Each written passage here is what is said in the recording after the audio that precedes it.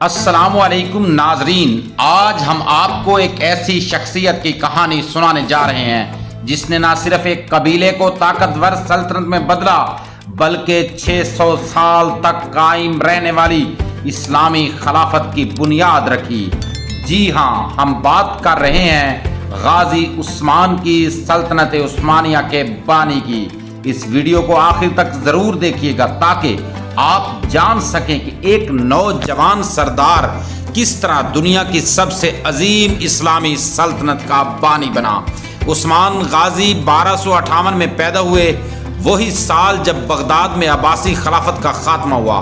عثمان کا تعلق کائی قبیلے سے تھا جو اوغوز ترک قبائل میں سے ایک تھا۔ ان کے والد ارطغرل غازی ایک بہادر سردار اور نیک دل شخصیت تھے، اور والدہ حلیمہ خاتون نہایت صالح خاتون تھی۔ عثمان نے کم عمری میں ہی گھڑ سواری، تیر اندازی، تلوار بازی اور حکمت عملی کی تربیت حاصل کی۔ اس دور میں منگولوں کے حملے اور بازنطینی سلطنت کی سازشیں عام تھی، جنہوں نے عثمان کے بچپن کو ایک جنگی اور سیاسی ماحول میں پروان چڑھایا۔ 1281 میں ارطغرل غازی کے انتقال کے بعد صرف 23 سال کی عمر میں عثمان قبیلے کے سردار بنے۔ اس وقت کائی قبیلہ کمزور تھا، سلجوقی سلطنت ٹوٹ پھوٹ کا شکار تھی اور بازنطینی سلطنت اندرونی خلفشار میں مبتلا تھی۔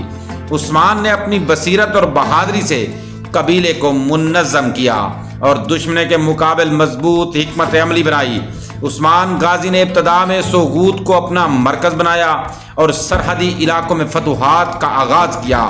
1299 میں انہوں نے خود مختار ریاست کا اعلان کیا، جسے آج سلطنت عثمانیہ کا آغاز سمجھا جاتا ہے۔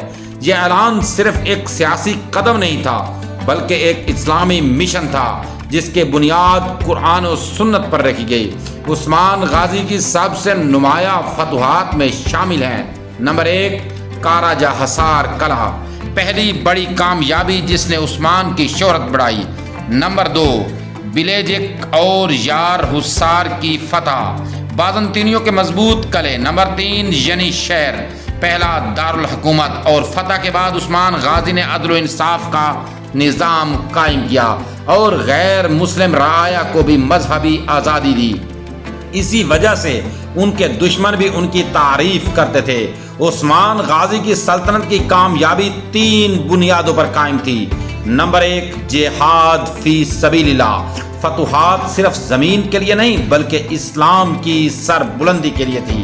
نمبر 2، عدل و انصاف، ٹیکس میں نرمی، قاضی مقرر کرنا، عوام کی فلاح کو ترجیح دینا۔ نمبر 3، سیاسی بصیرت، بازنطینی اختلافات کا فائدہ اٹھانا، اتحادی قبائل کے ساتھ تعلقات مضبوط کرنا۔ عثمان غازی نے علماء اور مشائخ کا بہت احترام کیا۔ ان کے روحانی رہنما شیخ ادب علی تھے، جن کی بیٹی بالا خاتون سے عثمان نے شادی کی۔ کہا جاتا کہ ایک رات عثمان نے شیخ ادب علی کے ہاں قیام کے دوران خواب دیکھا کہ ایک درخت ان کے سینے سے نکل کر پوری دنیا پر سایہ کر رہا ہے۔ شیخ ادب علی نے فرمایا، یہ اس بات کی علامت ہے کہ تمہاری نسل سے ایک عظیم سلطنت قائم ہوگی۔ بڑھاپے میں عثمان نے سلطنت کی قیادت اپنے بیٹے اورحان غازی کے سپرد کر دی۔ 1326 میں عثمان غازی کا انتقال ہوا۔ ان کی تدفین موجودہ ترکی کے شہر بورسا میں کی گئی۔ عثمان غازی کی قائم کردہ سلطنت نے دنیا پر گہرے اثرات ڈالے۔ اسلامی خلافت کی تجدید، فن و تعمیر، سائنس اور تعلیم کو فروغ ملا۔ غازی عثمان کی زندگی ہمیں یہ سبق دیتی ہے کہ اگر ایمان، عدل اور جہاد کا جذبہ ہو تو ایک چھوٹا سا قبیلہ بھی دنیا کی سب سے بڑی سلطنت میں بدل سکتا ہے۔ ان کی میراث آج بھی ترکی، مشرق وسطی اور برصغیر کی تاریخ میں زندہ ہے۔ اگر آپ کو یہ ویڈیو پسند آئی ہو تو لائک اور سبسکرائب ضرور کریں تاکہ ہم آپ کے لیے اسلامی تاریخ کے مزید ایسے سنہری ابواب لے کر آئیں۔ کمنٹس میں ہمیں بتائیں کہ اگلی ویڈیو آپ کس شخصیت پر دیکھنا چاہتے ہیں۔ شکریہ۔